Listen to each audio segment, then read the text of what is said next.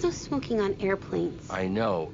It's ridiculous, isn't it? If you like that, I'll have to report you to the FAA. Stacy, did you know that in 1969, when smoking was allowed on all flights, we put a man on the moon? I had no idea. And it starts with ashtrays, and it ends with all of our precious freedoms being stripped away. But we don't have to take it. Like Rosa Parks and David Lee Roth when he left Van Halen, we can say enough injustice. We can smoke one for America! Who are you? I'm done ready. And I got the goods. You want some cars sold? We'll be there. We got a dealership in the ICU. 211 cars getting suntans on the lot. Don, I don't mean to complain, but it's been a year and a half since I've been home. And I'm 90% sure I left my front door open. It's July 4th weekend, everybody, and we're going to war. Don't even get me started on Pearl Harbor. We are the Americans, and they are the enemy. Never again! Never again! Never again! Let's get him!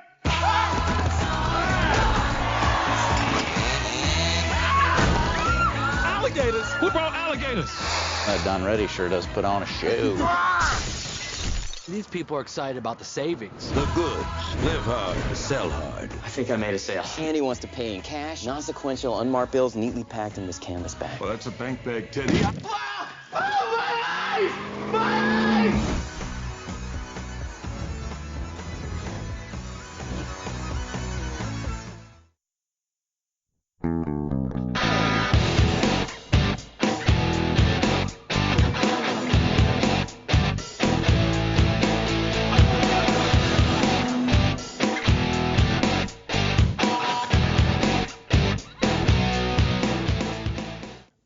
Welcome to They Called Us a Movie, testing the strength of friendships one terrible movie at a time. Subscribe to the podcast on iTunes and other podcast services by searching They Called Us a Movie. We are part of the Main Damie Network, and to find more from us, check out the website at themaindamie.com or on Twitter, Facebook, and Instagram at The Main Damie. We're also now a proud member of Geek Vibes Nation. You can find them at gvnation.com. Welcome back to They Called Us a Movie. This is Anthony Del Vecchio, and with me as always is Dan Aquino and Mark Myers. Say hello, gentlemen. Hello, friends. Hey, how you doing? No bit this week. It's just I had a good laugh about the town this movie set in Temecula, because it was part of a really weird Twitter situation where a guy threatened to fight another guy in Temecula over Kobe Bryant. And it was just weird to me. As soon as I saw that, I had a more heartier laugh than probably anybody that saw the setting for this movie. Just a funny thing I had in my head that had nothing to do with our discussion of this movie, so I thought I'd get it out in my bit period. Oh, great. Well, maybe next week the listeners will get a bit, but at least Mark's happy this week. Yeah, that's all that really matters in quarantine. Right, yeah, at this point it's all for one and one for all, really. Go fuck yourselves, listeners. Mark remembers something. So yes, this week we did a little something differently. I think we sort of did it last week, but we're going to officially kind of go about it this way for the foreseeable future. I'm letting these guys, we're going to kind of go around the table. So I guess next week is my week, so get prepared for that one. So we're letting each of the hosts have a week where they pick which movie that we're going to do. And despite my best attempts to not kind of sway them, I always almost do, but then I just kind of take a step back. It's like, nope, it's your week. You pick it. And this week was Dan's pick. So, Dan, do you want to introduce the movie? Sure. What an introduction, by the way. I have to step back because I don't trust you guys, pretty much, is what you're saying right there. No, because I think I was like, well, I don't know. Like, there was a couple of movies that you had tossed up, and then I was giving my opinion, and that's not really what I want to do for these episodes. I want them to be fully your choice. So that's why I took a step back and was like, whatever you want to do. I appreciate that. There was that one movie, Man on a Ledge, where I was like, well, I'm not sure if that fits, because I've never seen the movie, but from what I've heard, it's like that's like the one time where people are like, well, Sam Worthington was okay in that movie. See, so that's my mistake. I hear or I see Sam Worthington, I automatically equate it to terrible. Yeah. Like, oh, this can't be good. He's in it. So, egg on my face for picking the one movie. I did the same thing with Gerard Butler. More often than not, you're right. This was your week, so Yes. So before we introduce the movie real quick, just wanted to give a shout out to some of the friends of the podcast. The intro music that you heard at the top of the episode is brought to you by a good friend of ours, Dave. You can follow him on Instagram at dcat888. If you want some music made or you want to listen to his music, he's a very talented musician. Follow him there. And another good friend, our friend Jim, has been providing us with some social media content. You could follow him on Instagram at Vegan Cook. So yeah, if you need something made up, message him. He'll be more than happy to help you out. So thank you guys very much for your help. We greatly appreciate it.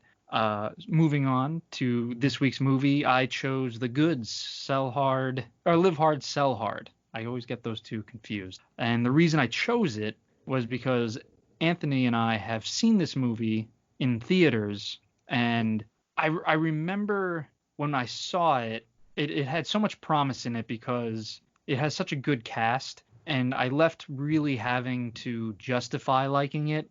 Like, I was almost talking myself into, well, that was really funny, that, you know, I really liked it. And after watching it again 10 years later, it does not hold up. Yeah, we might be the only two people in existence that saw this together in theaters and still talk to each other. Probably, yeah. I'm sure this has ended many friendships. Mark, it sounded like you had something to say. Yeah, no, I was going to say, I that was exactly my sentiment when I watched this movie, is that it felt like it was a movie that was like there was something like, you know, like, it should be good. Why isn't it good? You know, sort of deal the whole time watching it. It just felt like one of those movies that, you know, had the cast, just switch out a few pieces, maybe slightly more time to write it or something, and you might have a movie that's on par with some of the comedies around that time period. But yeah, there's a bunch of stuff that doesn't hold up just by the 2020 lens on certain things. But yeah, the whole time it was one of those where I was like, I really wish this movie was better. Yeah, as Dan had mentioned, we had both seen it in theaters with a friend of ours, John. So it's quite an accomplishment that, you know, 3 people watched it together based on the box office numbers. This is the first time I've seen it since seeing it that day, and it's not as bad as I remember, but it's still not quite good. I remember it being like awful. Like, if you asked me one of the worst movies I've seen in theaters, this probably would have been on a short list of movies. It's not great. There's a bunch. It's bits and pieces of movies that are better. Like, you could kind of clearly see, and we talk about it off podcast, where like Step Brothers came before this, but it seems very influenced by it. It almost seems like this could have been a rough draft of Step Brothers, like pieces of this that turned into a much better version of this. But yeah, there's things of this movie that work slightly, but overall it's just doesn't come together. Yeah, this movie definitely has the Step Brothers stank on it. Yeah. Yeah, well, especially with Catherine Hahn. It has the same production company, right? Gary Sanchez? Yeah. Yeah, so you might be right. I wonder if this movie started out as like a script for Step Brothers, or like, I'm trying to think. It has a lot of Anchorman 2, or not Anchorman 2, just Anchorman feeling to it as well. So it definitely follows in the wake of those. Yeah, it definitely seems like it was a movie trying to, instead of be its own movie, fit in with those movies in terms of tone and style, if you get what I'm saying. Yeah, for sure. Yeah, what made those movies stand out is that even though they were written by basically the same conglomerate of people at that time, they all felt unique, at least the main ones that broke through. And then I guess The Goods would fall into the category of those people trying to chase that high of that first one. In the wake, those late 2000s, early 2010s back then. But yeah, it just felt like a movie that maybe had some leftover jokes from all the writing they've had, and they tried to mash it into a movie, or it was something that the production, like maybe bosses or something, was like, we need to get something out in a year, we need to ride this wave, and they just slapped this together, and then just said, hey, it's about car salesmen. I think I think they flew too close to the sun on this. Yeah. You know? Yeah. I was just looking up the writers. It's a writer team of Andy Stock and Rick Stempson, and the only other credit they've ever had. This is, ever since they wrote The Goods Live Hard Sell Hard, was Balls Out, Gary the Tennis Coach from the same year. And that's it. They haven't had work since. Not since. Yeah. I guess they figured out writing isn't their strong suit. Yeah. And it was it must have been a direct-to-video movie starring Sean William Scott and Randy Quaid. I was gonna say, if you had asked me who would star in that, Sean William Scott would have come to my mind. I swear to God. Well, it's kind of like Sean Mr. William Woodcock, Scott. right? Yes. It's like a precursor to Mr. Woodcock. He's also in a movie where he's in a grocery store. He's like a grocery store manager. So it just sounds like the most boring movie that you can have, and Sean William Scott deserves to be in it. That's true. Yeah, man. But you know what? He probably could have done well in this movie, in The Goods, Sean William Scott. Yeah. Are you talking about the promotion from 2008? Yes. Yeah, he's just like a nobody, and he's vying for a promotion at the grocery store. And is John C. Reilly in it? Yep. Yeah. That's the one he's vying for it against. It's almost like the Dane Cook movie where he works at Walmart, essentially, right? Employee of the month. Yeah, they're pretty much the same movie. Mm-hmm. One's the Kirkland version, I guess. I don't know. I guess it'd be the promotion. But yeah, I'm disappointed in myself for having tried to like this movie when I first saw it. And I think a lot of that has to do with the company I was with. Sure. No, you too. Because I do remember distinctly leaving that movie and you not liking it. And then John and I were like, why not, bro? Why didn't you like it, man? So it was the opposite. It was like, oh, Anthony's just an asshole, so he didn't like it. Well, we always, and to this day, listener, we still do this to Anthony, where he's a film snob in our eyes. So if it was perfect example when John had watched Perks of Being a Wallflower, and I said, well, you better like it or else Ant's not gonna like you anymore. So that's our way of like, well, this movie's too good for Anthony. It's not the movie, it's Ant. However, essentially. Yeah. About there's someone else on this podcast you need to worry about. Mark, you like that? I didn't know that. I was the someone who made it the movie #1 movie of 2012. Yep, not me. If you had given me two choices, both choices would have been Anthony on that. I absolutely love that movie. I've never seen it, so I can't really judge it. But most of the time, if Anthony loves a movie, I judge it like, oh, it can't be that good then.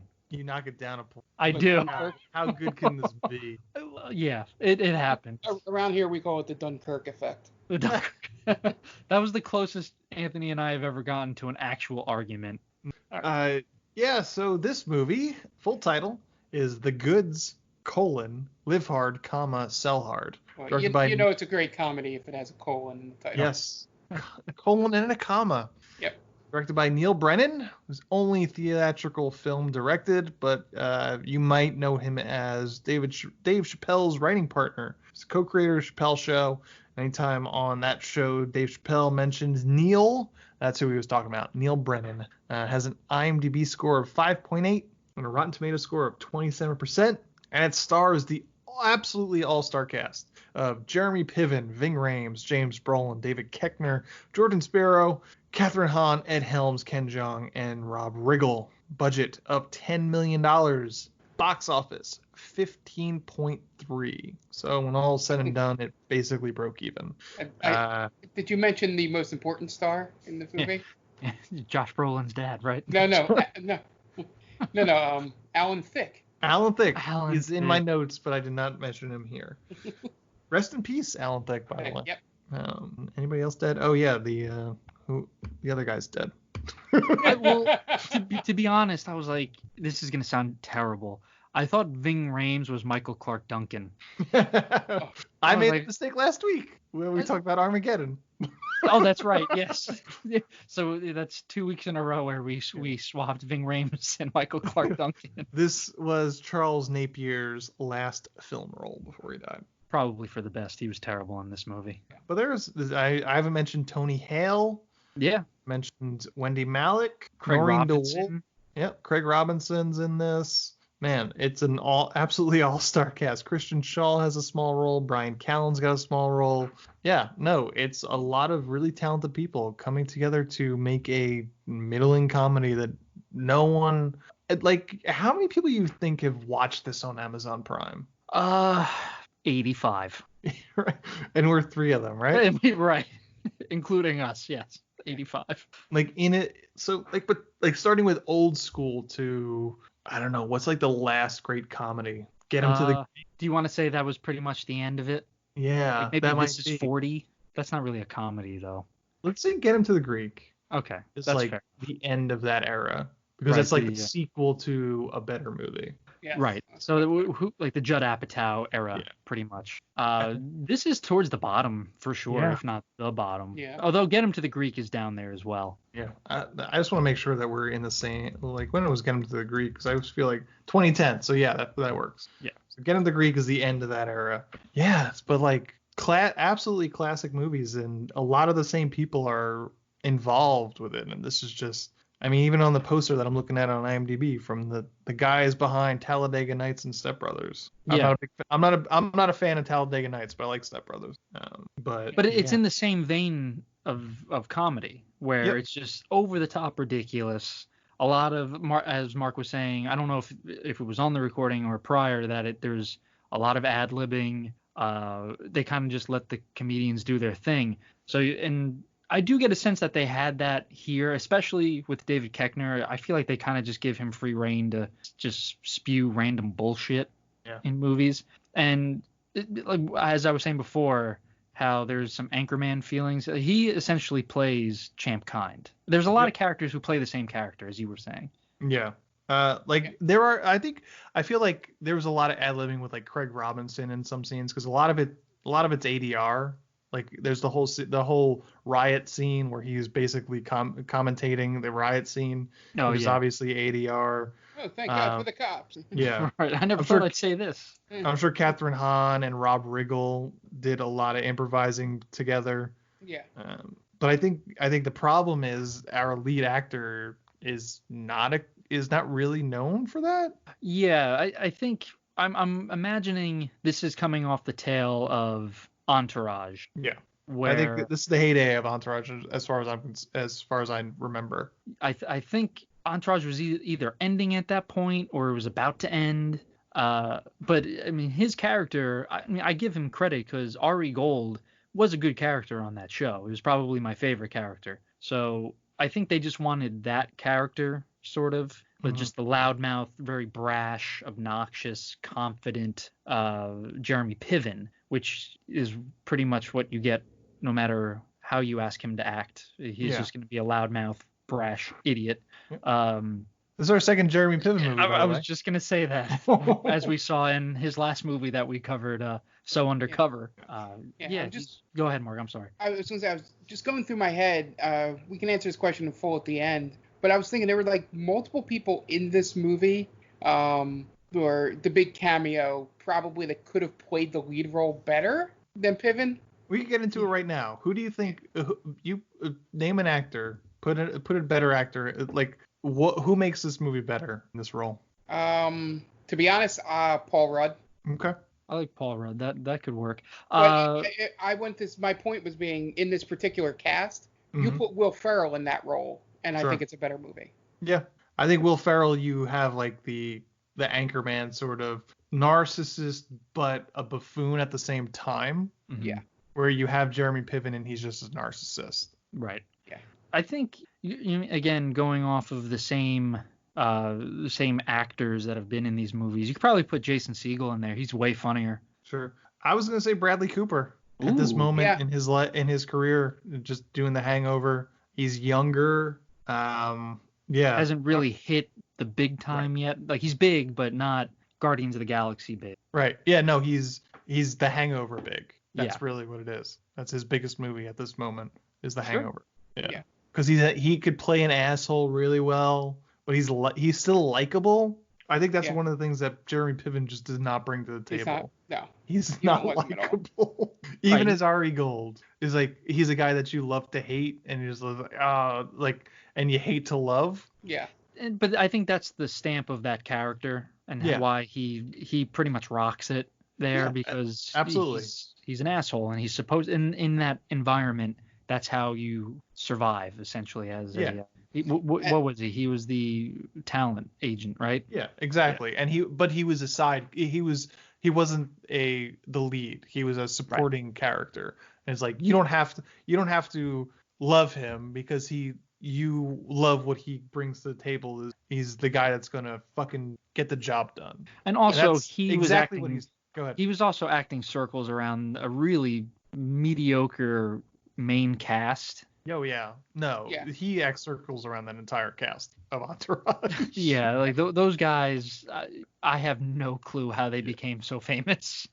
The main downfall for him in this movie is that I don't think he has any chemistry with anybody else in the movie. No, like all the other characters when they interact, like you can see the the way they, even if they're mostly ad-libbing, like we bring up Rob Riggle and Catherine Hahn, those scenes, you could see how much fun they were having, doing those dumb scenes together. But anytime he interacted with anybody, and especially when he was acting with Giordano Spiro, there was just nothing, like, at all, in terms of even comedy or any kind of romance. And I think if you had a character that clicked better with the rest of the cast, this movie could be up there with those movies, of the time frame, because the story itself is something you should be able to make a pretty good comedy about. Sure.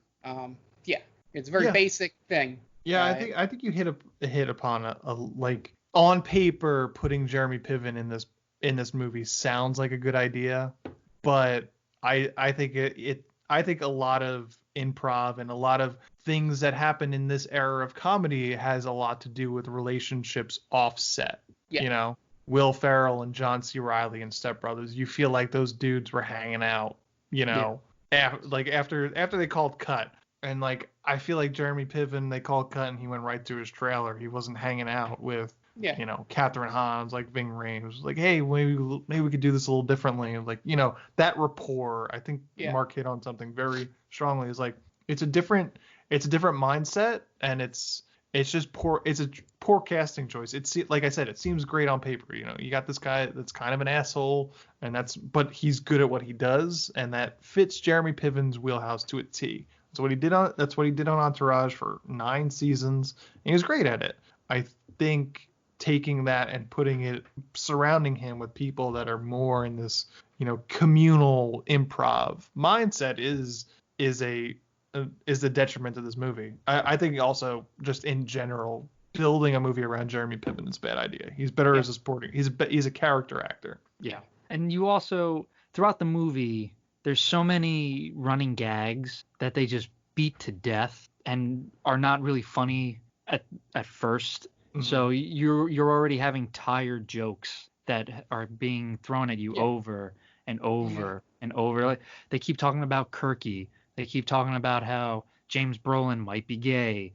You have the old Charles Napier. You have him who's an old racist guy. And it's just like, all right, well, we get it. How many times can the guy say, a homophobic slur? And I get it was 2009.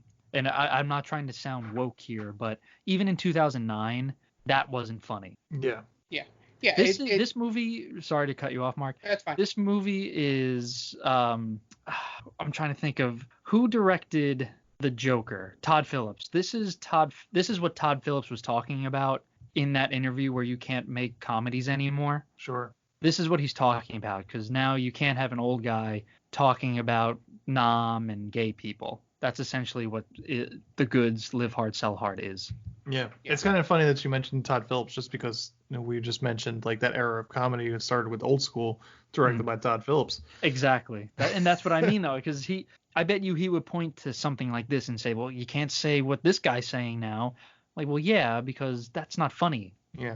You can find other ways to be funny without having the tired cliche of the old white man just hating on every minority he comes into contact with.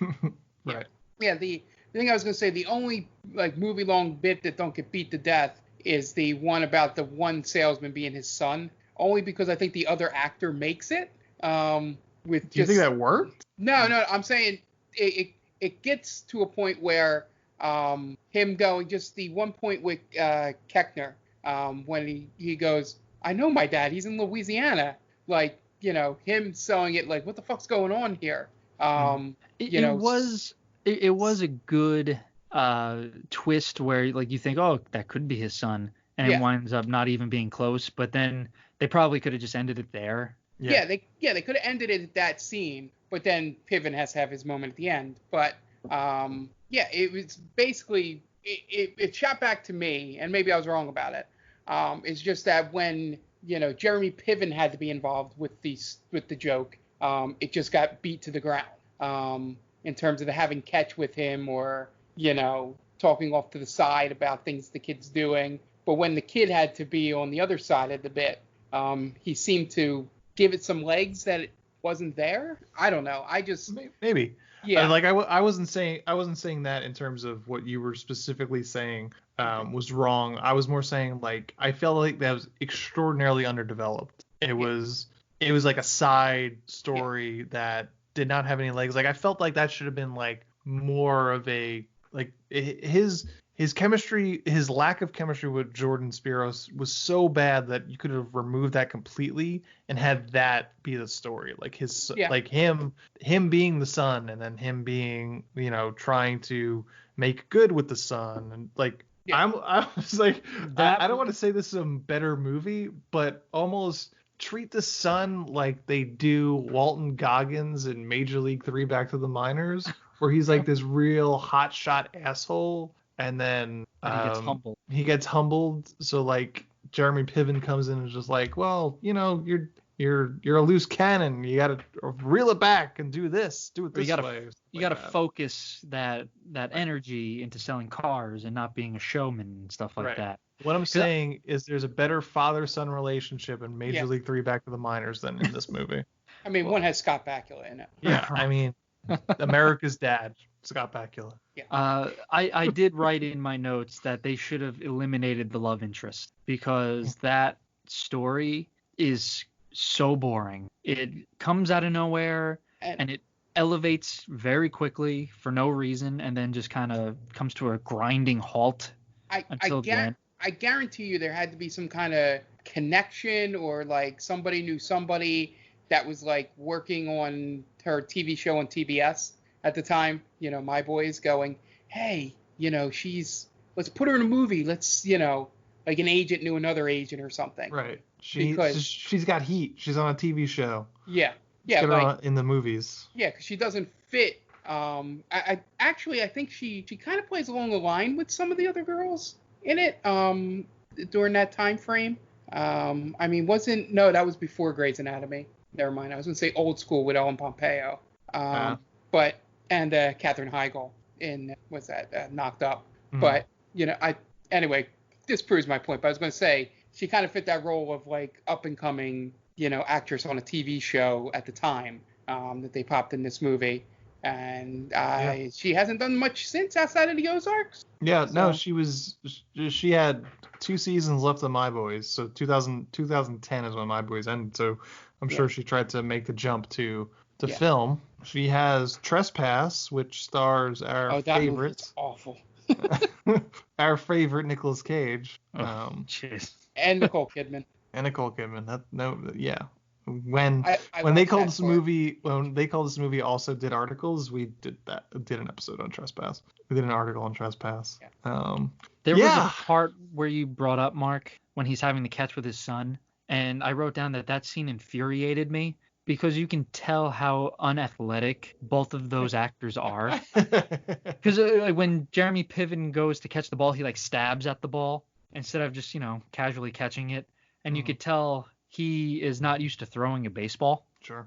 And that's one of my pets. Yeah, that's one of my. Still undefeated. Well, yeah, I mean, even Charlie Sheen. Charlie Sheen could throw a baseball. Yeah, I think they said he hit like 85 on the gun. Yeah, because he used to play. I think, right? I think he was. Did he play in college? I can't remember, but at least college or high school. Yeah. Yeah, he was sort of athletic. Same thing with Mr. Mustache himself, Tom Selleck. Yeah. He could play some ball. So I hate when you have an actor who has zero sense of athleticism, and then they throw that in there. Like it's one of my pet peeves. I hate it. Right. I mean, in its defense, they weren't trying to make him an athlete. They were just like, oh, this is the cliche father-son moment. Yeah, it wasn't Freddie Prinze Jr. in Summer Catch. That's true. Yeah. Man, why? You should have picked that movie, Mark. Well, that has Ken Griffey Jr. in it, doesn't it? Yeah. Does it? I think at the end he gets. At the end he gets a home run on Freddie Prinze Jr. Yeah. Oh, good. How did they feel good? What did Freddie Prinze ever do to you, Ant? He did Summer Catch. That's for damn sure. Well, that movie. I think I know what our movie is when it comes back around to us. Yeah, this movie is. It's not the sum of its parts. That's for sure. No, not at all. All right. You guys want to get into the plot? Yeah, let's do it. Yeah, let's see why not. Dan, you got your plugs? I do. As I've been doing for the past few weeks, I'm here to talk to you about a good friend of the podcast. We have so many friends. Our friends are growing. I love it. I'm talking about the Top 10 with Tia. She is on Geek Vibes Nation. You could catch her on there. She has a weekly podcast where Tia and her crew tackle a number of entertaining topics like the top 10 movies of the year or the top 10 worst on-screen couples. This week, I think it was the top 10 movie villains. So that's a very good topic. If you have some time, check that out. You can find it on any podcast streaming service. And that's it.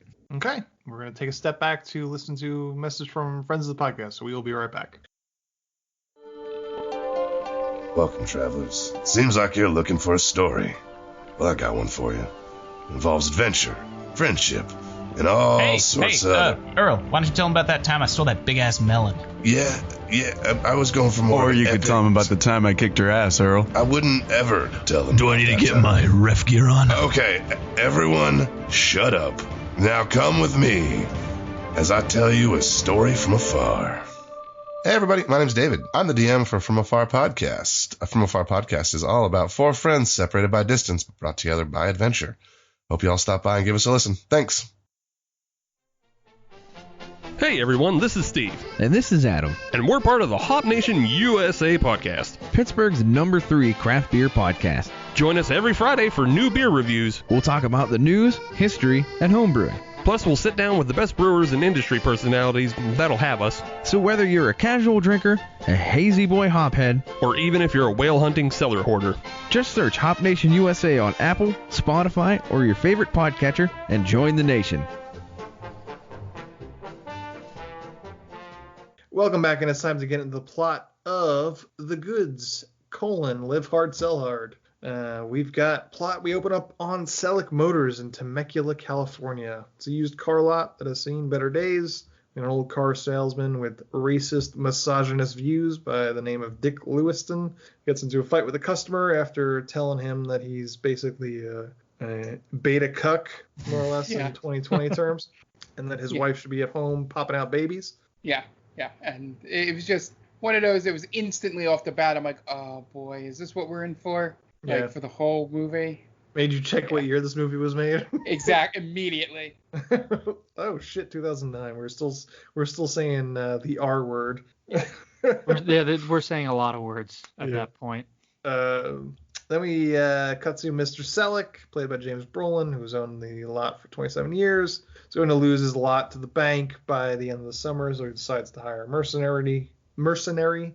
He looks up to his card and says, Don, the goods ready. And we cut to Don and his crew having breakfast at a strip club. Immediate boobs. Yeah. Very early. It's crazy because when you watch this movie, and I remember thinking this in the theater, when you get boobs that quickly, you imagine you're going to see more of them throughout the film. Mm-hmm. And that's it. That's the last time you see them. Well, you do get it in the porn movies that they watch at the hotel, but that's about it. Yeah. I don't know if I count that because that's more of like video. You're not getting like real. You're not getting boobs. Still seeing boobs. You are and you aren't. I would like you to make that case in a court of law, Dan. Sure. So, as we said, Don and his crew is having breakfast at a strip club, and we've got his crew is made up of David Koechner, Catherine Hahn, and Ving Rhames. They're a team of traveling car salesmen that have been on the road for a year and a half, and they get hired to work Selic's 4th of July sale. And they cut to the airplane, and they go through some files that have Selic Motors information on it, goes through the family, and they notice that he has a 29-year-old daughter and a 10-year-old son who's also played by Rob Riggle. So put that together. Yeah. It's very Wedding Crashers. Yeah. I feel like they ripped that directly from Wedding Crashers. Yeah. Sure. My experience was more, it felt like the beginning of every Criminal Minds episode. When they're going over suspects. Yeah. Yeah.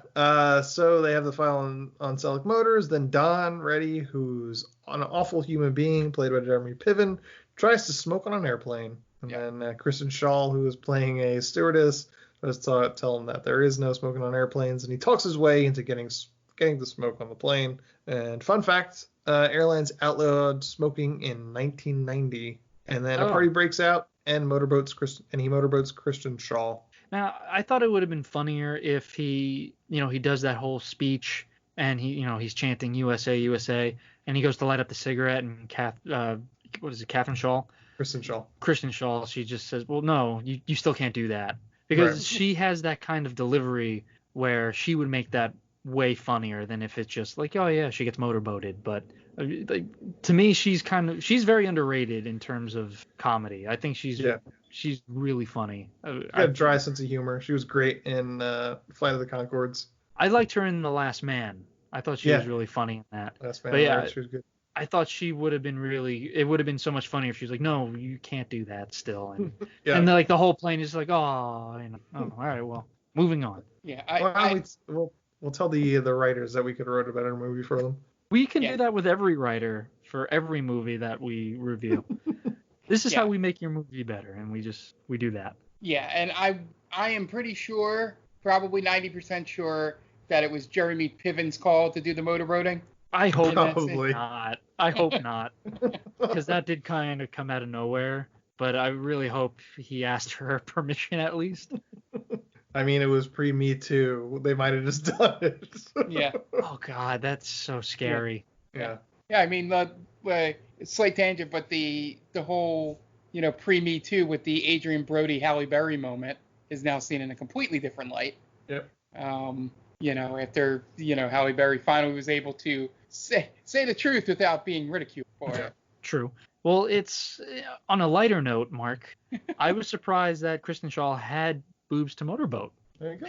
She's not very sexualized, so when Jeremy Piven forces himself on her, I was like, oh wow, that's interesting surprise. It was out of character for her. Yeah. Yes. Yeah. And that might lend more to Mark's theory.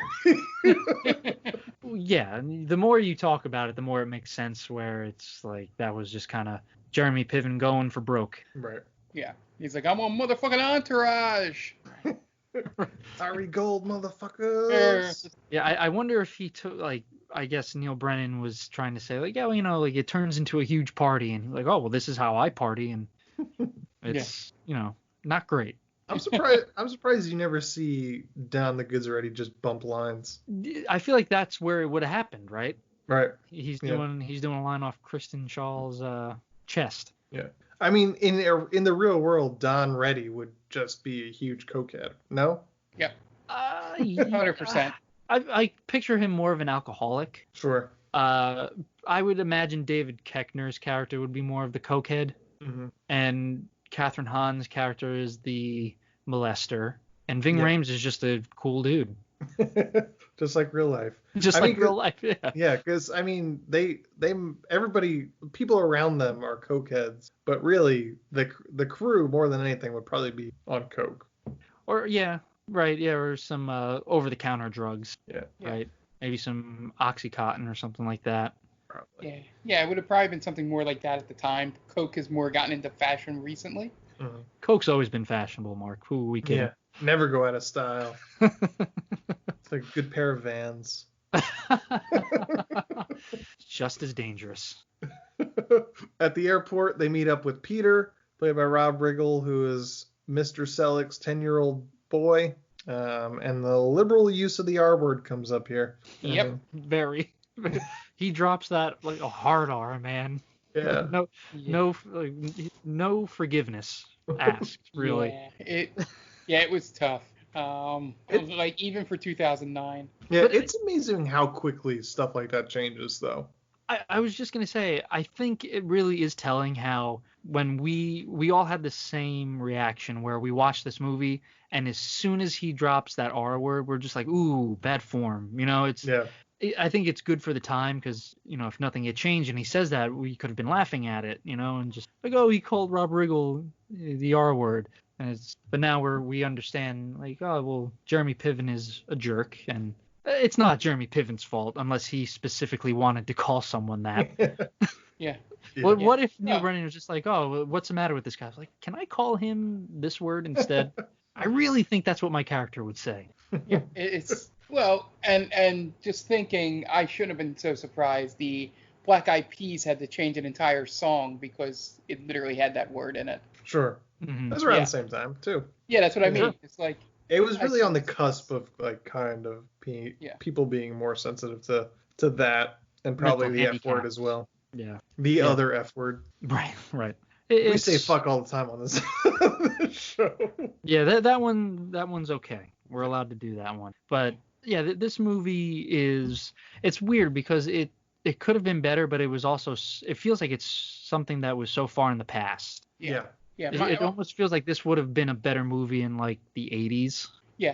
Definitely an 80s movie. Yeah, it's my thing even in real life with the use of those words there and certain other words with, you know, growing up in a very Irish Catholic neighborhood, you know, they didn't really see the badness of, you know, the F word and the R word. Sure. But, you know, when you asked them, they were like, my thing is I always go back, I'm like, could you make that same point without that word? Like, right. Like, do you need that word in there? You know, does it, you know, the point being like, the joke would have landed just as well if he would have called him slow. Mm-hmm. You know, or like, what are you, some type of idiot or something like that? Yeah, like, something like that. Like, yeah, it's like it's my thing, and maybe I'm naive or, you know, anything like that. Is like, I'm like, did you need to use that? Like, you know, like, it doesn't enhance the joke. Right. You know. We'd have to ask Jeremy Piven. Yeah, he probably drops that R word way more in real life. I wonder if he even remembers this movie. Don't be the R word. I wonder if Jeremy Piven remembers this movie. Probably not. Right? This is something that was after a bad bender. Yeah, this wasn't like where they found him at the truck stop for the Miley Cyrus movie. He wandered onto the goods. Right. He wandered onto the set of The Goods and just proceeded to act. He wasn't paid at all. It was like, all right, we're gonna get a movie out of Jeremy Piven. Nobody tell him. You know who could have done this better? I bet Jason Sudeikis. Sure. Yeah. He could have been a better Jeremy Piven. He's a good asshole. Yes, but he's likable. Yeah. He's the rocker. That's Rainn Wilson. Rainn Wilson. Right, but he plays I think he plays a radio like a studio exec. If anyone knows anything other than Rainn Wilson being in The Rocker, I think they know too much about that movie. I think I've seen I've seen. Oh yeah, she is, and Jonah Hill, I think. Yeah. Oh no. No, Josh Gad. Yeah. Easy to mistake. Just like Ving Rhames and Michael Clark Duncan, right, Dan? Yeah. Well, listen, two jacked guys, right? Bald. It's very easy, all right. It's like when I shouldn't be saying, but when The Mandalorian came out and it was Carl Weathers was shown, I thought it was Billy D. Williams, yeah. I was talking to my boss. I was like, it's pretty cool that they got Billy D. Williams to be in it. What? Billy D. Williams? Mm-hmm. Billy D. Williams isn't in it. Like, yeah, he is. He's right here. Like, you idiot. That's Carl Weathers. Oh, I knew that. Just wanted to make sure you knew that. Yeah, the thing. But yeah, it's just in this it was. I think we're all prone to that. I mean, it's one of the best SNL skits. is Dylan McDermott and Dermot Mulroney. It's just sort of, it's like those character actors tend to get confused at times. Unless if they're like Clint Howard or somebody that's really, you can go, oh yeah, that's Clint Howard, like without even thinking about it. I feel like Clint Howard is another guy who was born perpetually old. Yeah. I think there's like episodes of Star Trek, like the original series that he's in, where he's like a 9-year-old and he's like a giant bald head. Yeah. So we have a reason for bringing that up, or we'll get to it. It didn't just come out of nowhere. Okay, so then they meet Mr. Selleck and his daughter Ivy, played by Jordana Spiro, whom Piven has no chemistry with, but they're gonna force it anyway. Yeah, and with Jordana, just get it out of the way early here. I always felt like I should like her, and like the stuff she's in, but it's like this movie. It's like it never really clicked. Like, yeah, My Boys is good. Like I had to talk myself into that show was actually good. And then seeing her in this, I'm like, oh yeah, and then I'm like, no, it just never really clicked. Like she looks like she should be, a good secondary, not the lead on anything really, but yeah, she just has zero chemistry with anybody on there, and it made me realize that all the things I had seen her in had the same problem. That's the most hideous thing I've ever seen. I just shared a picture of Clint Howard when he was maybe 7 on an episode of Star Trek. That is the epitome of a face only a mother could love. Yeah. Oh my goodness. That poor man. Yeah. Jeez. Are they bad? What's that? Him and Ron, are they they're full brothers, right? They are. Like, man. What are those eyebrows? The short straw at every turn. For everything. Yeah. I think at one point, Ron Howard was considered like a teen heartthrob almost. He had red hair, but he was a cute kid. He was a good-looking kid. He was on a huge sitcom, and then, oh my God, what happened? Were they twins, and it was just like the second twin just barely hung on, and that became Clint? Jeez, this is bad. The listeners can't see this, obviously, so I don't know how to describe it. All right, so it's like a munchkin from The Wizard of Oz, but it's also like Frank Langella with the eyebrows. Yeah.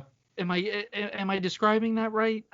Sure. I mean, it should be the key art for this podcast. Look, it's the original Star Trek series, so he's got. I'm assuming that he's wearing a bald cap, but I mean, I've never seen Clint Howard with hair. You can't assume that. You can't. Bald cap technology was not that good back then. And yeah, I mean, and that's just the tip of the iceberg of this picture. But I didn't click on the full thing. Is it a full size? No, it's exactly what you see. Yeah, I mean, that looks like Clint Howard now. Exactly, that's the thing. Maybe with better developed teeth. All right, so back to the goods. Jordana Spiro, and then Selleck starts coming on to Keckner, and Catherine Hahn wants to fuck Rob Riggle, who's also a 10-year-old. So throughout this, I'm just gonna name Keckner and Catherine Hahn because I don't know what their character names are. Neither do I. My favorite line is coming up from Ving Rhames where Catherine Hahn's talking about wanting to bang Rob Riggle's character. And he just goes, you're the adult. Yes. You're wrong. Because she says, is it wrong that I wanna have sex with a 10-year-old boy? Like, well, yes, you're the adult. I think, she's like, but he looks like he's trapped into the body of a 35-year-old man. So who's at fault here? Yeah. And he's like, well, you're the adult. You're at fault. Well, every funny line, I'd say 99% of the funny lines delivered in this movie are from Ving Rhames. Yeah. Yes. I think the MVPs of this movie are Ving Rhames and Craig Robinson. Yes. Craig Robinson just for one line. But even Craig Robinson kind of his shtick gets a little old pretty quickly. His best line is, we'll get to it because I made a note of it. It's one of the first lines he says. An honorable mention by the cameo near the end that we'll get to. Because I giggled for a good few minutes. And even on my second watch of this movie, I giggled at it too, knowing it was coming. I actually forgot that he was in it until you brought it up. Yeah. So they get into the car. On the ride over, we get a flashback of Don telling about his first sale when he conned a kid out of a tricycle in favor of a hoppity hip. And that's the only part of it. That's the only need for the scene that we get. And he kind of just promises that he's going to sell all the cars in the lot. We're going to get you guys back in the black. And then they check in the motel, and we check in with the team as they watch TV. Han and Keckner decide to watch porn, while Ving Rhames watches Dawson's Creek. Yeah. And that's another great line from Ving Rhames. I mean, yep. I think that's probably the most famous. Yeah, it's probably the most famous line from the movie. Yeah, he loves James Van Der Beek. That's all we need to know. It's even funnier the second time they play it when Jeremy Piven is kind of having a flashback. Yeah. James Van Der Beek. Like, oh, that's pretty funny. That's a good callback. Yeah. So Selleck then invites the team for dinner at his house. Don brings Arby's because he doesn't eat home-cooked meals, which this movie really tries to make us hate Don so much. It's such a small detail that doesn't need to be in this movie. Yeah. Like, it's supposed to be like, oh, well, he doesn't want to plant roots, so he doesn't like home-cooked meals. It's like, this movie could be exactly the same without this little shitty detail. Right. Yeah. Or you don't even have to have him eating. He can even say, like, oh, I'm not used to home-cooked meals. Yeah. Yeah. And you pick the worst fast food restaurant possible. Yeah, exactly. Sir, this is an Arby's. It was like In-N-Out Burger. It would be like, all right, well, he's local in California. Right. It is Temecula. Right. And it's a bad scene altogether because we do get two really terrible running gags throughout the movie. And you said you said both, I think, right? Where James Brolin wants to bang David Koechner, and then Catherine Hahn wants to bang Rob Riggle. Yep. Yeah, so that's two running gags. It's throughout the entirety of the movie. Yep. Selleck comes on to Brent, and Catherine Hahn comes on to Rob Riggle, and then Paxton Harding shows up, Ivy's fiance. He's in a man band called Big Ups. He's the son of an owner of another used car dealership called Harding Motors. And the joke is that he's too old to be in a boy band. But in my notes, I say, but he's still too old for this role. But that's not true, because I did further research, and Ed Helms is only 35 when this movie was filmed. And he looks every bit of 45, I would say. He looks really bad in this movie. He's very out of shape. I get that's supposed to be the joke that he's too old to be in a boy band, but I feel like they could have found someone way better for that role. And I think, Mark, you even said Adam Scott. Yeah. And I think that would have been miles ahead better. Yeah. Yeah, the perfect guy for that, but I don't know if he was even acting around that time. I've been thinking about through this would have been Ben Schwartz. Yeah. You know who I was thinking of, and he would be about the same age now. Would be if this movie took place now, it would be Adam Devine or Devine. Yeah. Okay. Yes. The guy from Workaholics. Yep. Yeah. He would fit perfectly in that because he's kind of got that boyish look to him, but he's in real life he's like 36, 37. Right. So that would work in this. Like, Ed Helms looks like he's a former correspondent for The Daily Show. Which he was at this point. It's like he looks like he should be in a suit and tie and selling insurance, but he's not. He's got like a weird tank top, or a sleeveless T-shirt and spiky hair, and it's like he's rocking the double chin. Yeah, he looks tired. He's got a dad bod. Yeah, exactly. He's not selling us on a 35-year-old who's trying to be 22. Right. Because I feel like Brian Callen makes sense. Like, he's older, but he's in much better shape. He has the physique to be in a band, I guess, in a boy band. Even though at that point he was probably 41, 42. Yeah, he was over 40. Yeah. And that's the perpetual joke with Brian Callen, is that he's an old man. Even when he's young, he was old. And they have this other blonde guy who I have no clue what his name is, but he's been in a few movies. Right? We said he was in Cabin Fever. Yep. And he was one of the 3 guys in the car at the beginning of Super Troopers, one of the 3 stoners. But to me, I felt like it would have been funnier if Dax Shepard was that guy. Sure. Because I don't even know if Dax Shepard had really been around at that point or not. But Dax Shepard is a better looking whoever that guy is. I'm trying to find him here. I have no clue who he is. He's a mystery man. Yeah. But it's just he's not pulling off what the joke is supposed to be, because he just feels like he's poorly cast in that joke. He's not selling the joke, basically. And they have another running gag where he tells people to Google them and that they open for O-Town. So they bring that up constantly. Yeah, good old 2000 to 2002 reference there. O-Town. O-Town. It's a the other guy was joke. Joey Kern, who was actually only 2 years younger than Ed Helms at the time. But they all look substantially younger. Yeah. Which is crazy. Yeah. Ed Helms is just not pulling off. He's at 34 or 35. He's not pulling off 34 or 35. Right. It's that old joke where you have 26, 28-year-olds playing, 17, 18-year-old high schoolers. Like Tobey Maguire when he was Spider-Man, he was like 27, but he looked like he could be a high schooler. You can't even get Ed Helms to play a 30-year-old. Ed Helms, 30-year-old. Ed Helms looks like he should be playing someone's vice principal. That's pretty good. What I wish they could have got like Danny McBride for that role, because he would have just like owned being 40 and playing that age. Because you could take that as like, oh, Danny McBride, you're not supposed to take anything he does seriously. Exactly. I'm 34. I don't give a fuck. Exactly.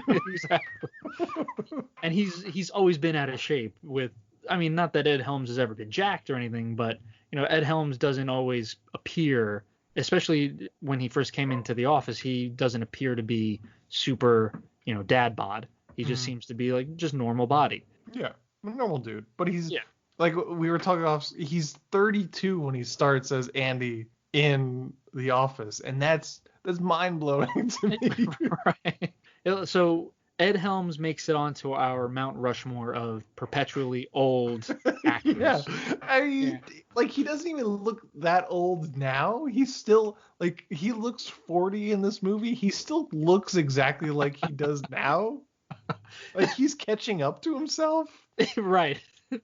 Right. He froze time long enough, and now he had the one ring. Yeah. And then he got rid of it. Now it's catching up to him. Yeah. So now 111 years old, and he doesn't look a day past. So now Ed Helms looks 45, and that works for him because he's now 45. I like the image of a Mount Rushmore of William Hickey, Clint Howard, and Ed Helms. It's like a mountain that looks like it's melting. Oh my God. We stole indigenous land for this? Oh my God. We're still in the first act, guys. Let's I know. Button this up. The team goes to a strip club. They only go to strip club so they could hire a few dancers to work the sale as well as the DJ. And Ving Rhames opens up to Catherine Hahn about never making love to a woman. And then he, makes sure she knows that he's had sex with women, but he's never made love to them. And then Catherine Hahn admits she wants to bang 10-year-old Rob Riggle. And that's the only point of the scene. So we got the first day of the sale. Selleck gathers his team as Don psychs himself up. And so one of the lines, and I only put this down because it kind of made me laugh a little bit. At the scene at dinner. I think I know what you're gonna say. I like this part. Don makes an offhanded comment of saying that he's really gonna come hard, he's gonna work hard tomorrow. So you better bring your boner pants, he says. So at the scene, at the first day, James Brolin says that he wore his really tight underwear, and Catherine Hahn's like, well, I think that was just an expression. His boner pants. And then he's like, well, if someone tells me to wear my boner pants, I wear my boner pants. 'Cause I'm old fashioned. Someone tells me to wear boner pants, I wear my boner pants. So that made me laugh a little bit. Just because it's James Brolin delivering that line. Exactly. Josh Brolin's dad. Yeah, Josh Brolin, right? Thanos himself. So as Don gets ready, then Catherine Hahn comes up and addresses the dealers, tells a story about her killing the guys that killed her boxer boyfriend, and then we find out that it's completely made up, so it's a complete waste of our time. And again, Ving Rhames is the best part of it. Yeah, where he's kind of singing in the background. Yeah, singing back up for it. Then David Koechner comes up, addresses them, and he talks about the time he sold the car to MC Hammer, so that MC Hammer could then sleep in it. That was kind of funny. Yeah. Then Don shows up and tells a patriotic speech that causes everyone to beat up Ken Jeong in a hate crime. Then he negotiates him out of calling the police, which is kind of a weird moment. Yeah. It really didn't need to be in there. Yeah. Because Piven doesn't really sell it. Like, I can't tell if he's being like sarcastic about taking this hate crime that they just committed seriously, or he's not it's just weird for Don to take it so seriously. Yeah, it doesn't fit. Yeah. And they didn't need to have that. As much as I know we shit on Jeremy Piven, I wonder if it's just him reading this was just uncomfortable reading this. Yeah, I don't know. Yeah, I couldn't tell you. It's just a weird scene in general. I'm sure Ken Jeong was ecstatic when he saw this. Yeah. So they set up the lot for the day. The DJ, the dancers show up. This is the one line that I think Craig Robinson kind of takes this movie is David Koechner yells out to Craig Robinson, who's a DJ. He's playing on the roof. He's like, "Oh, why don't you liven the place up, play some Charlie Daniels?" So he's like, "Oh yeah, I'll play that," and immediately plays a different song. And then he just yells out, "Nobody tells DJ Request what to play." I think it was a pretty good line. But the problem is they kill it too quickly, right? Sure. Because they constantly ask him to play something and he does the exact opposite. You know, it's funny. It's really funny the first time because you're not expecting it, and the way he talks to himself like he's like a man possessed. Mm-hmm. But then they keep doing it, and you're like, oh, all right. Yeah, that's all I needed. That's all I needed from DJ Request was just that line, and then they never had to address him ever again. Exactly. And even if he wanted to do, like you said, the voiceover work during the brawl, that's funny too. Him giving the play-by-play, I like that because it's different, but it's not always like, hey, play this. Oh, yeah, you got it, man, and then play something completely different. So they open up and we have a montage of people looking at cars. Seems like a pretty successful day. They con some people too, including some woman that brings in a like a Craigslist ad basically about a cheaper car. And then Selleck mentions that they have one of the cars, so Smokey and the Bandit, on the lot. And then we learn that a young salesman at Selleck might be Don's kid, which is a side story that doesn't really get wholly developed. But by the end of the day, they sell 71 cars that day of the 211 that are on the lot. Mark? Yeah, I was going to say, this is where I thought they could have stretched that bit out a little bit longer. And just had him just keep accidentally saying things. Like they basically could have took pieces of this first scene, like basically saying, oh, my dad wasn't around. Okay, next time they run into each other, oh yeah, she said it was some deadbeat that just left after this. Okay, could still be. How old are you? Like 3 scenes later, it comes up. Like they chunked it all into this one thing where they could have played that out through the movie. And then just had the moment with him and Koechner near the middle part of the movie. They could have played that more near the end, and still had the great moment with Koechner and him at the end where he hits him, telling him just to go with it. Would have played better if this was more spaced out. Yeah, he kind of automatically immediately thinks, oh, that might be my kid. Yeah. So because he does the 2-gun salute to heaven. Yeah. That's it. That's all it takes. Yeah.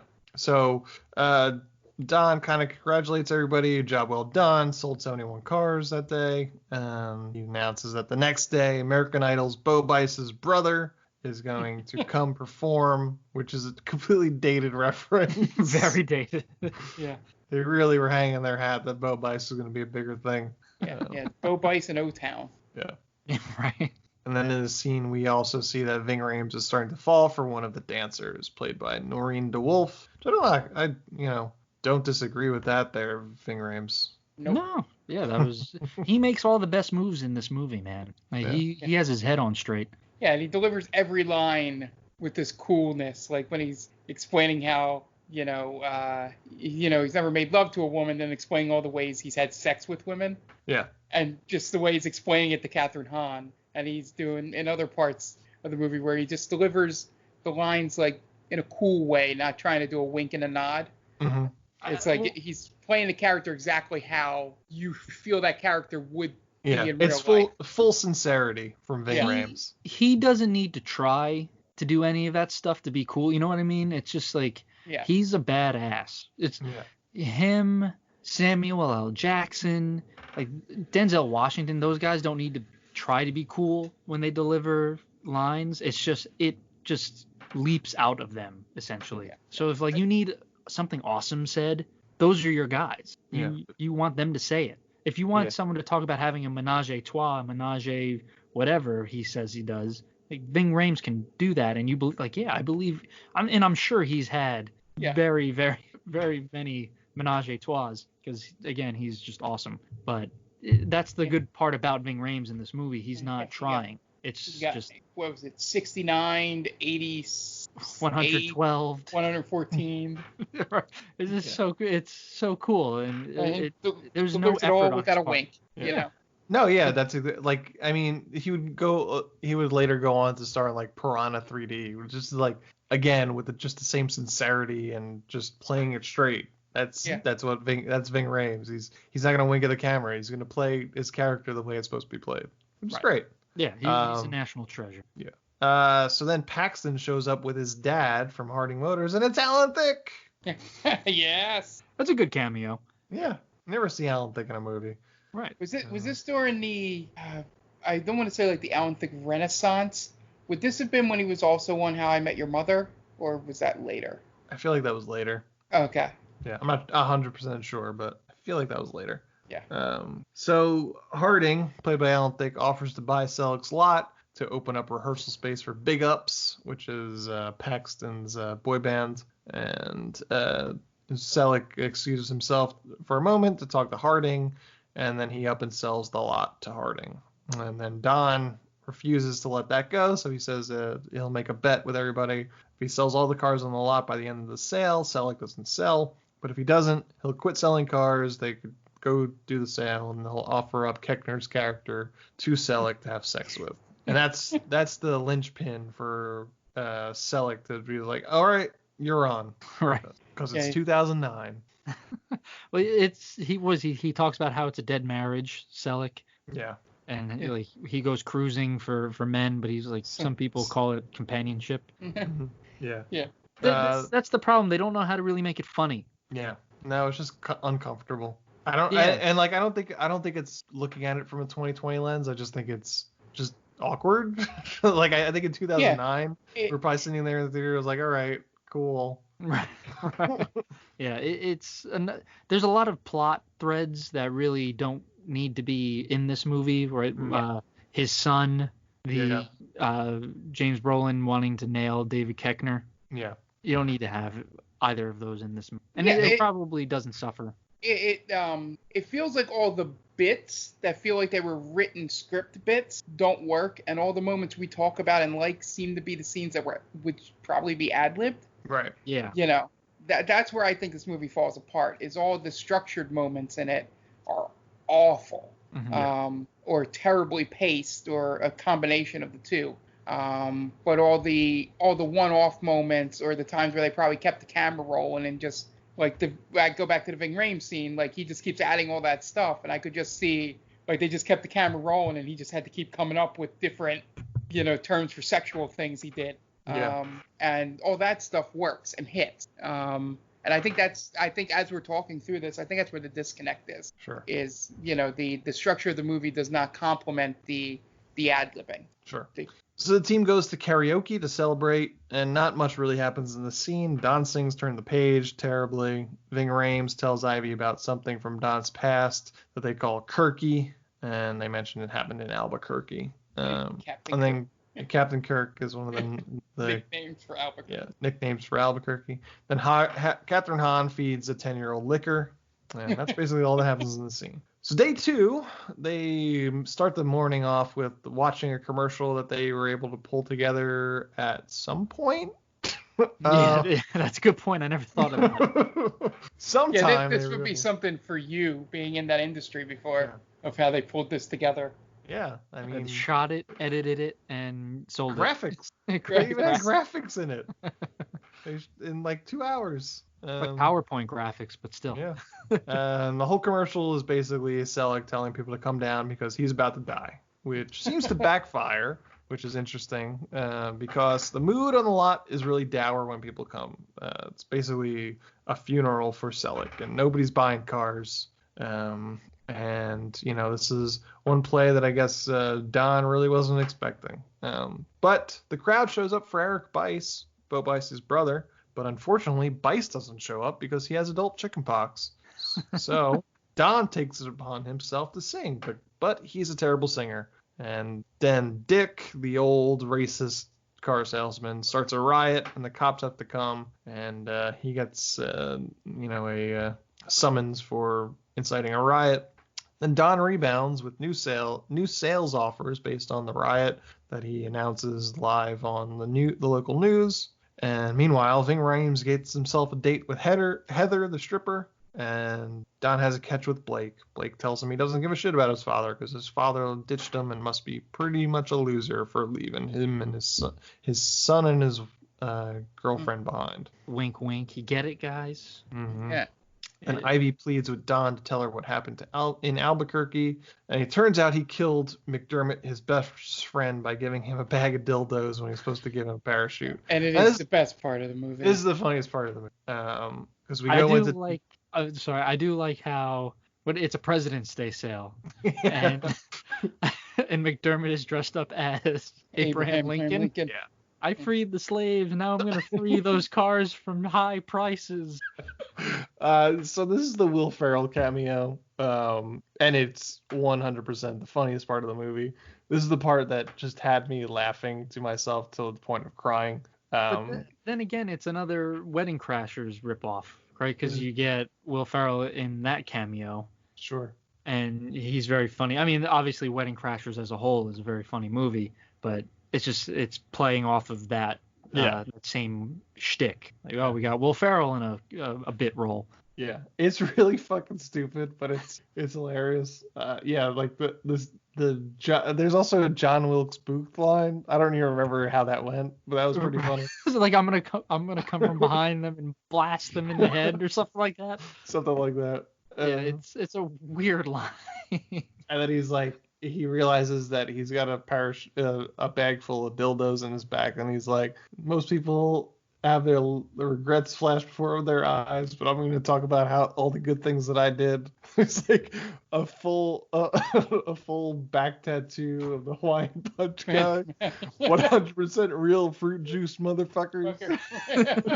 that had me rolling. I like the line he says where he's like, I'm gonna take this dildo and get into an aerodynamic pose and bounce off of it. Break my fall. But Mark, to your point, that entire scene is 100% ad-lib. Yeah. Right. Like they put him in a green screen and they're pretending to drop him, and they just say, all right, just whatever comes to your mind, roll. Right. Yeah. I started cracking up at the there's that dildo again. Like I would love to see the stuff that I didn't put in. Like I think I just miss laughing at something Will Ferrell did. It's been a while. It's been a while. Yeah, I hope, and I was thinking of it this the other day after I was watching this, because my father-in-law hates Will Ferrell, and I was like, how can you hate Will Ferrell? He's a funny guy. But eventually, all three of us will get to the age where an actor will come along where we say that. There will be a Will Ferrell for us. Yeah. Right. Unless if it's not happened already. If it hasn't, I'm sure obviously there are actors that we all dislike, but at one point, when we have kids or whatever, I'm like, I'm going to go see the new such and such movie. Like, oh, that fucking guy, he sucks. Well, no, he's funny, man. You don't get it, Dad. You're not cool anymore. I used to be cool. I used to be with it. But now I don't know what it is, and what it is scares me. It is 100% a YouTube. And it'll happen to you. Yeah. No, man. No way, man. We're going to keep on rocking forever. Forever. I'm glad we got that in there. Yeah, gotta get that one, Simpsons. Yeah.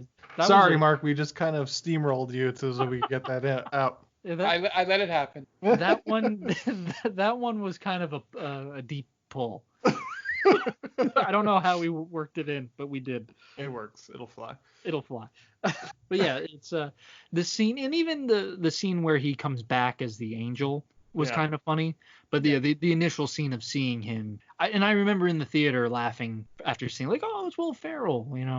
That was definitely the driving point of this movie, or the selling point, I should say. So then, meanwhile, while he's having that conversation, Blake tells David Koechner that he knows who his father is, and it's not Don. And Koechner basically tells him, no, just to pretend for Don's sake that you're his son. At the end of the night, DJ Request won't stop playing, so they turn the power off on him, and he gets kind of pissed, but nothing really comes out of it. He makes the declaration that he's homeless. Yeah. Which, okay. Yeah, exactly. So at night, back at the motel, we get two sex scenes. Between Ving Rhames and Heather, which is the relationship I care more about, which I shouldn't, and then Ivy and Don. Yeah. And just the delivery between Heather and Ving Rhames' character when they both come to the realization that they both want the same thing. Yeah. Making love is boring. Yeah. My safety word is blueberry pancake. Yeah, that part made me laugh. Just the way he says it. Like, my safety word is blueberry pancakes. He's so giddy when he says it. He's so happy to do it. It's not just like, oh, here's my safe word, blueberry pancakes. Like, no, he's about to get it on, and blueberry pancakes. Mm-hmm. And Ivy and Don have sex. And it's boring. It's white people boring sex. So day 3 comes, and we've got 105 cars left on the lot. Next morning, Ivy basically says that she just used Don for one last fling. So he has a hissy fit and storms off. At the dealership, a real defeatist attitude hangs over the lot because Don's not there. But they rally together, and they get themselves pumped up to sell some cars with the help of Ken Jeong, kind of leads that. And Don wanders into a junkyard and finds either the ghost of McDermott or his hallucination. And McDermott basically tells him to fuck off with a couple of singing angels. This is real good. Yeah. What's the one line? Like, you couldn't have said that in a more sing-songy way. Like, no. The way he dies. The way he dies. Choking on a sausage patty in a strip club. I'll see you in 27 years. That's when you're going to die. 27 years. How do I die? Yeah, choking on a sausage patty. August 19th, 2034. And I watched it on August 19th. I watched this movie. Wow, there you go. It's pretty weird. But I do like the line when he's like, you couldn't make that into a song. Like, no, we tried on our spaceship down to Earth. From heaven. Our spaceship from heaven. And also, we forgot to mention that Will Ferrell has like a Lemmy mustache going. He has like the mutton chops going into the stash. Yeah. It's so ridiculous, but it looks so funny. It works for some reason. Yeah. Well, wasn't it because he was doing the Abraham Lincoln thing? I don't think so, because Abraham Lincoln didn't have that kind of facial hair. He just had the opposite, beard. Right? Yeah, he had the beard. But he didn't have the mutton chops going into like he wasn't a metal rock star, right. Abraham Lincoln. As far as I know. He was a vampire hunter. So. I didn't know if he was a headbanger or not. Right. So he tells Don basically, get off the road because it's pathetic at this point. You're in your 40s, and then Don gets an epiphany that he needs to help his team. So he runs off. But then we get a montage of the team selling cars, and they manage to sell all the cars on the lot. And Don finds an airport and parachutes into the lot after they've sold all the cars, and they celebrate. And he's very proud of everybody. And Harding and his son show up and say they haven't sold the Bandit car, so they lose the bet. But then Don, being the car salesman he is, manages to smooth talk Paxton into buying the Bandit car for his band. He knocks it down from $200,000 to $80K.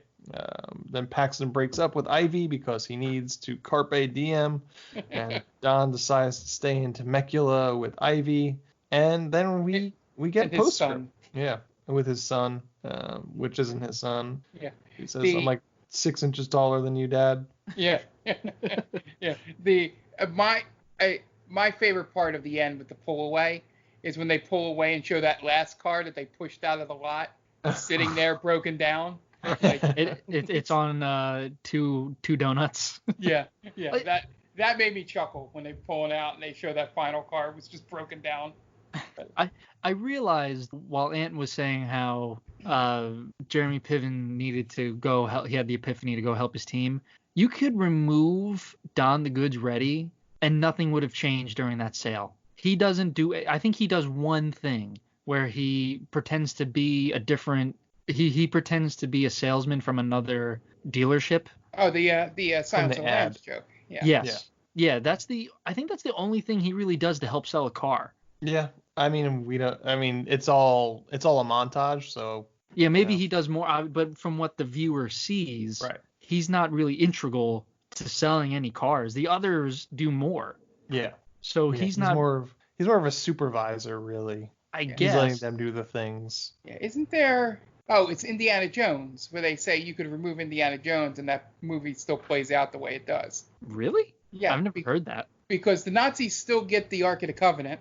They still take it to the island. Yeah. And they open it and they all die anyway. Yeah. Okay. So that does make sense. I was gonna say, well, I thought Indiana Jones was like integral to Indiana Jones, no, but I guess not. The whole plot of that movie, basically, he doesn't stop them. So if he never arrives, everything plays out the same way. That's a good point. Yeah. Anyway. I gotta tell you guys, throughout the half of this podcast, I've just had Clint Howard staring at me. I closed that immediately. Yeah. I don't know how to close it. And this alien baby, Clint Howard, has just been mouth agape. It's like he wants busted-ass teeth. Yeah, it looks like he wants to talk to me and just tell me things aren't going to be okay. It looks like he's in pain. Right. It's like my teeth are all fucked up. I can't chew. How did he be? I don't understand how he became an actor at all. Yeah. Even with his brother having so much pull, I don't know how a casting director could say, yeah, you'll do. Well, he's in a lot of Ron's movies, so he's like the epitome of the coach being your dad. Right? Okay. But it also, the look helps when you need to have a standout, like a memorable character actor, like a memorable background character. I don't get it. I don't get it. If he looked like plain all-American boy, you wouldn't remember the name of the actor that was in Apollo 13, Mm-hmm. Well, I promise you I'm not going to forget this face tonight. Yeah, that's the whole point when you're hiring character actors, is they have to, it was my old saying, is that they are the foundation for the movie. Is that if your leads, with this movie proves that you can have a mediocre movie with a terrible lead if everybody else around it is really good. Yeah. But you can't really have vice versa, at least in my opinion. And Clint Howard is probably the most famous of those type, and it might just be because he's been in Ron's movies, and Ron has made a lot of big movies. Mm-hmm. Yeah.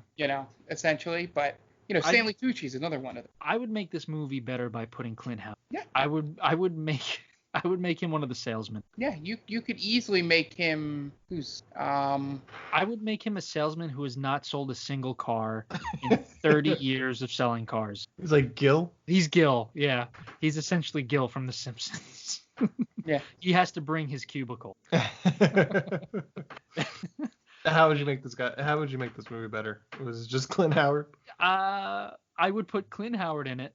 He would have a fake family because there's the scene where who is it? David Koechner is telling who is it? Tony Hale. Tony Hale that he needs to have skinny kids instead of the fat kids, like his normal kids. Yeah. Like no, you need skinny kids in there because it drives home the point that you have to feed them. Yeah. And then you have the fat wife to make you feel sorry for the guy. But I would have just Clint Howard with a fake family. Like he carries around the family like, oh, you're cute kids. Like, oh, they're not real. Those aren't. I just have a fake family. Yeah. If we're actually replacing him with people in the movie, that would be the guy I'd swap Clint Howard out for. Yeah, because Tony Hale really doesn't do much. He has a few lines, but he's not very memorable. Let's see, I'd get rid of the love interest plot because that really doesn't go anywhere. If anything, I want to keep the could be my son, could not be my son storyline. And let's see. I mean, I think we kind of came to the conclusion that we would kind of swap out a better cast with some of the people here. Other than that, I don't know if I would have it where maybe Jeremy Piven is going up against who he thinks his son is instead of going up against Ed Helms. Mm-hmm. Like maybe he has to, like he's trying to reconnect with his kid and his kid's a real dickhead to him. So he tells him he's going to outsell him. And the kid's, like, oh, you don't got the moves, old man, blah, blah, blah. And it turns out he still does. He's kicking his ass. But then he kind of takes it easy on him. He pulls back at the end and lets his son sell the bandit car. Sure. To kind of just like reconnect with him. So maybe, like you make it where that is his kid instead of it just going nowhere. Mm-hmm. I think that's a good way. And I would probably get rid of the whole molesty thing with Catherine Hahn and Rob Riggle because that just even in 2009 that really doesn't play well. Yeah. I think to your point, maybe there's more of like a rivalry between Harding Motors and these guys, Selleck. So maybe his son works for the other guys, and the bet is that we could sell more cars than you guys can. Sure. Yeah, I would buy that. Right. Yeah. Like the son works for Harding Motors. Yeah. That makes way more sense than Ed Helms being in a boy band. Yeah. Yeah. Outside of the obvious bits and all and jokes to take out that just wouldn't fly or shouldn't have even flown back then. You would make it longer, right? Yeah. As always, I would add 20 minutes to it because that's what I do. But essentially, I think half of this movie's problem is Jeremy Piven. I think if you replace him with a better actor that has more chemistry with the cast, you get at least a movie that everybody's like, yeah, sure, I'll watch it. It has some shit in it, but, that was before me, too. You could get away with it if it was a better lead in there. But since it's Jeremy Piven, everybody doesn't like Jeremy Piven, and he has no chemistry at all with this cast. It just makes it a bottom tier one of those comedies. And I think instantly, even at the time, just switching, you could even swap, I don't know if he would do the cameo as well, but even if you flip Will Ferrell and Jeremy Piven, the movie's instantly better, for this. And I think that's the easiest change, and the rest of it is just essentially, what time period you're showing this in, what kind of jokes you think you can get away with, or, stuff like that. And also I would like writers to have more time trying to figure out these bits instead of looking like they wrote them on set that day. Mm-hmm. Okay. Yeah, I mean, I think, like you said, I think the main problem here is Jeremy Piven. He just doesn't gel with everybody else. I think we've already mentioned a few people that could probably gel a little bit better. Adam Scott's a really good answer. I still say Bradley Cooper probably could have done it. Yeah, I think he's just not. It's on, like I said, on paper it makes a lot of sense. He's playing basically Ari Gold, but he's just not. The tone is different than Entourage. It's in a different world, in a different universe than Entourage. So while everybody else is just playing the dummies and being weird, he's just playing Ari Gold. So it's just not working. It just doesn't mix. That's really it. You guys want? I guess this is kind of wrapping it up. You guys want to plug your shit? Yeah, absolutely. You know the drill, at Diaquino122 on Twitter. Follow me there. Follow our Real Play D&D podcast at Stranger Damies on Twitter and at Stranger Damies on Instagram. Yep, and then Stranger Damies airs every Wednesday. There'll be a episode up tomorrow. As with during the quarantine, it'll probably be up a little later than usual, usually around noon or so, since I have a little more time to not rush it. And and plus, what else you got to do during the day? You don't need a podcast at 9 a.m. Anymore. Fuck you. Fuck you guys. Let me get some sleep. So yeah, and we stream over at the Game Ball Pod. That podcast is every other Monday. We just had one up on Monday, so feel free to check that out. I'll be streaming on Thursday, and we'll be streaming on Sunday. Just stay tuned to the Twitter, Game Vault Pod, with all the schedule updates as we figure out if we're able to do other days of the week. 2 of us in the group are going through, updating computers through the quarantine. So things will be up in the air for now. But just be on the lookout for that. And then, of course, we're on Instagram for both Stranger Damies and the Game Vault Pod. So feel free to send any animations, fan art, anything of things that go on in those podcasts.